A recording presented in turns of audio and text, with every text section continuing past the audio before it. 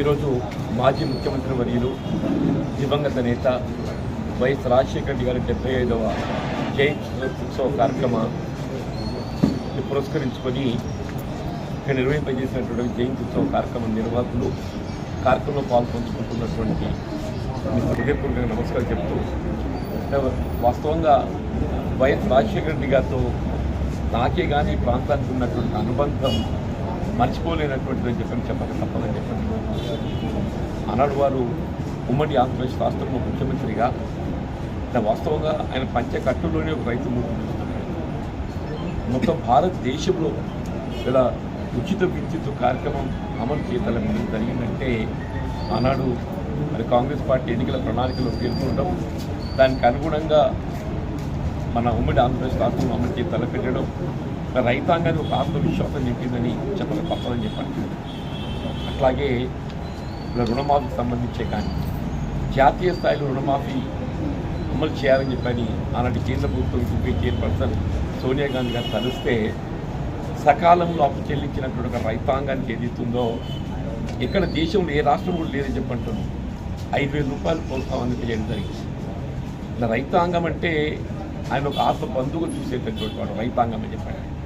ఈ దేశాన్ని పట్టడి అన్నం పెట్టేటువంటి వాడు రైతు కాబట్టి ఆ రైతు బాగుంటేనే దేశం బాగుంటుంది అనేటువంటి ఒక భావనతో రైతాంగానికి సహకార రంగంలో కల్పించబడేటువంటి రుణాలకు ఏదైతుందో వడ్డీ రాయితీ కల్పించడమే కానీ మరి రైతాంగం ఉత్పత్తి చేసినటువంటి వ్యవసాయ ఉత్పత్తులు అన్నీ కూడా ప్రభుత్వ పరంగా వాటిని కొనుగోలు చేయబడే విధంగా చెప్పారు. మరి అంతవరకు ఏదైతుందో వరి ధాన్యం విక్రయం అనేది ఒక సమస్యగా భావించేటటువంటి ఒక రైతుకు గ్రామాల ధాన్యం సేకరణ కేంద్రాలు ఏర్పాటు చేసి మరి కొనుగోలు కేంద్రాలతో రైతాంగానికి అండగా నిలిచినటువంటి ఒక మహానుభావుడు వైఎస్ రాజశేఖర గారు అని చెప్పక తప్పదంటున్నారు.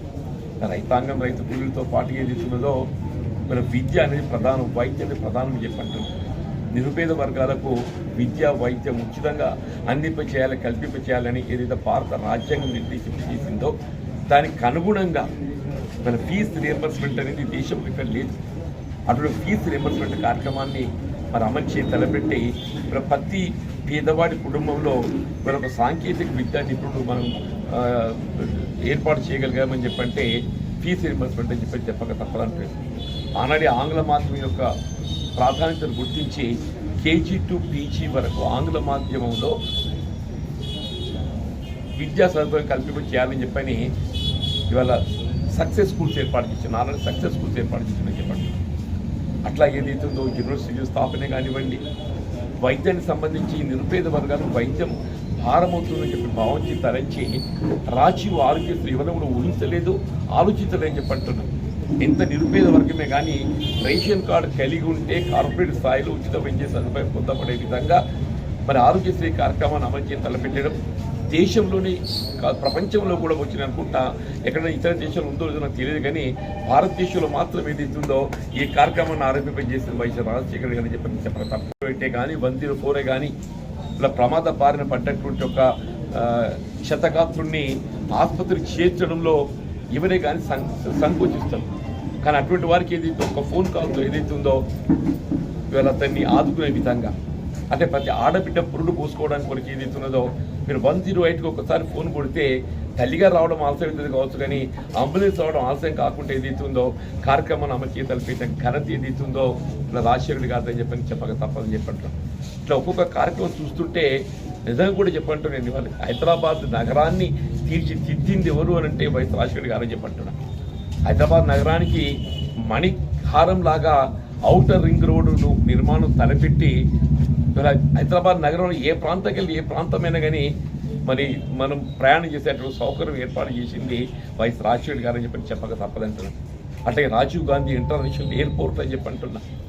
వాస్తవంగా ఇంటర్నేషనల్ ఎయిర్పోర్ట్ రావడంతో ఇలా సాఫ్ట్వేర్ రంగంలో మనం ఎంత వృద్ధి సాధించడం మనకు కనబడుతుందని చెప్పంటున్నాం. సాఫ్ట్వేర్ రంగం వృద్ధి చెందడానికి ప్రధానంగా తోడ్పడ్డది ఇలా ఇంటర్నేషనల్ ఎయిర్పోర్ట్ అని చెప్పక తప్పదని చెప్పంటున్నాం. అటువంటి ఇంటర్నేషనల్ ఎయిర్పోర్ట్ వాళ్ళ నిర్మాణం తలపెట్టి ఇలా యువతకు ఒక ఉపాధి కల్పింప చేయడానికి మరి ఆలోచించినట్టు ఒక మహానుభావుడు వైఎస్ రాజశేఖర్ గారు అని చెప్పంటున్నాం. వారు అమలు చేయగలిపిన ఒక్కొక్క కార్యక్రమం ఒక్కొక్క మణిహారం లాంటిదని చెప్పంటున్నాం. మరి అటువంటి ఒక మహానుభావుడి వల్ల మనకు భౌతికంగా దూరమైనప్పటికీ మరి ఆయన యొక్క ఆలోచన విధానం మనలో జీర్ణించుకుంటుందని చెప్పక తప్పదండి. ముఖ్యంగా జగిత్యాల ప్రాంతానికి మరి అన్నట్టు ఉమ్మడి కరీంనగర్ జిల్లాకి ఏదైతుందో వారి సేవలు ఇంతవరకు గత దశాబ్ద కాలం తెలంగాణ ప్రభుత్వం ఏదైతుందో మరి ఏమీ సాధించడం ఊహించలేమని చెప్పి అంటున్నా.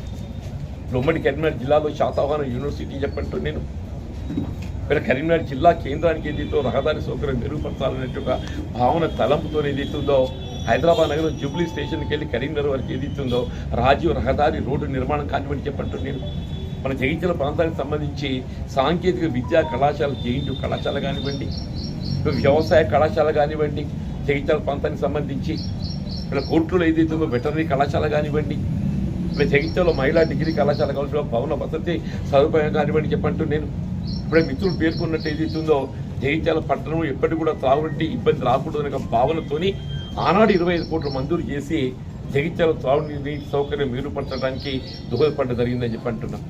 200 రూపాయలకి నల్ల కనెక్షన్ అని చెప్పంటే ఎవరు కూడా ఊహించరు. 200 రూపాయలు చెల్లిస్తే ఇలా పైప్ లైన్తో సహా ఇంటికి నల్ల కనెక్షన్ రావడం అంటే మామూలు విషయం కాదని చెప్పంటున్నాను. ఈ రకంగా చూసా నేను ఇల్లు లేని నిరుపేద వర్గం ఎవరన్నా కానివ్వండి చెప్పంటున్నాను.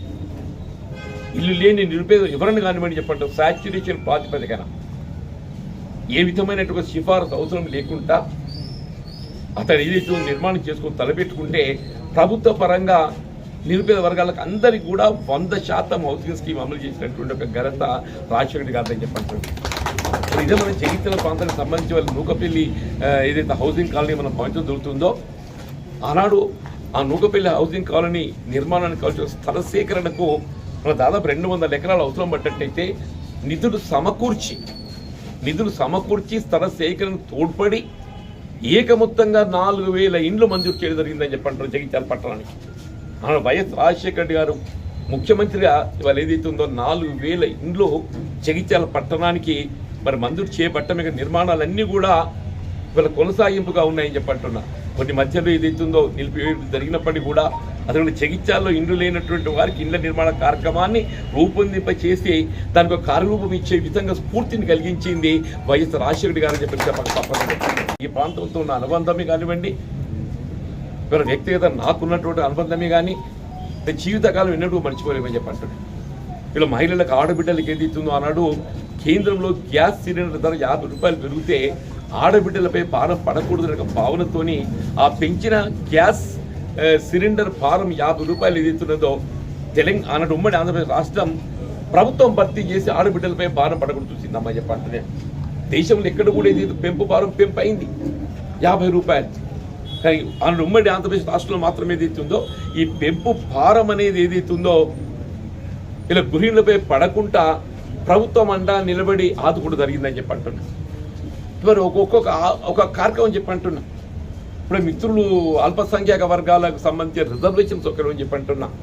ఇలా సమాజంలో ఏ విధంగా హిందూ సోదరులకైతే సామాజికంగా వెనుకబడిన వర్గాలకు రిజర్వేషన్ సౌకర్యం కల్పింపజేయడం జరుగుతుందో, క్రిస్టియన్స్కు కల్పింపజేయడం జరుగుతుందో, ముస్లిమ్స్ కూడా ఏదైతుందో ఈ రిజర్వేషన్ సౌకర్యం కల్పింపజేయాలంటే తలంపుతోని వాస్తవంగా 5% రిజర్వేషన్ అమలు చేయాలని తలంచినప్పటికీ సాంకేతిక కారణాలతో 4% పరిమితమైన కానీ ఇలా ముస్లింస్కు రిజర్వేషన్ సౌకర్యం కల్పింపజేసినటువంటి ఒక ఘనత అటు ఉమ్మడి రాష్ట్రం మరి కేంద్రం సోనియా గాంధీ గారి యొక్క ఆలోచనకు అనుగుణంగా రాజశేఖర్ గారు ఆలోచన చేశారని చెప్పక తప్పదని చెప్పి అంటున్నారు. అటువంటి ఒక మహానుభావుడు నిజంగా దేవుడికి మరి ఎందుకు కోపం వచ్చిందో ఏందో కానీ వారు ఆనాడు ఏదైతుందో రచ్చబండ కార్యక్రమం రచ్చబండ అని చెప్పి అంటున్నా. ప్రజా సమస్యలను పరిగ్రహించడానికి ఏ విధంగానైతే వారి ముఖ్యమంత్రి క్యాంప్ ఆఫీసులో ప్రతినిత్యం 7 గంటలకు వారు హైదరాబాద్లో అందుబాటులో ఉంటే ప్రతినిత్యం 7 గంటలకు ఏదైతే ఉందో వారి ధర్మదర్శనం లాగా ఏదైతే ఉందో ప్రజా విజ్ఞప్తులు వారు స్వయంగా స్వీకరించి ఏదైతే ఉందో సమస్యల పరిష్కారం తోడ్పడ్డట్టు ఒక మహానుభావుడు మన రాజశేఖర్ గారు అని చెప్పండి. వారి యొక్క ఆలోచన ఒక్కొక్కటి చూస్తుంటే మనం నిజంగా కూడా ఇది సాధ్యమేనా అనేటువంటి ఒక భావన అని చెప్పంటున్నాను. ఇలా మహిళలకు ఏదైతుందో ఆడబిడ్డలకు ఉచిత వడ్డీ సౌకర్యం వారు అన్నట్టు పావుల వడ్డీతో ఆరంభించిందమ్మని చెప్పంటున్నా. తదుపరి కాలంలో ఏదైతుందో అది పూర్తిగా ఉచిత వడ్డీకి వచ్చిందనుకోండి, కానీ ఆ వడ్డీ రాయితీ కల్పించడానికి ఆలోచన తలంపు చేసింది రాజశేఖర్ గారు అని చెప్పక తప్పదని చెప్పి అంటున్నామని చెప్పంటున్నాను.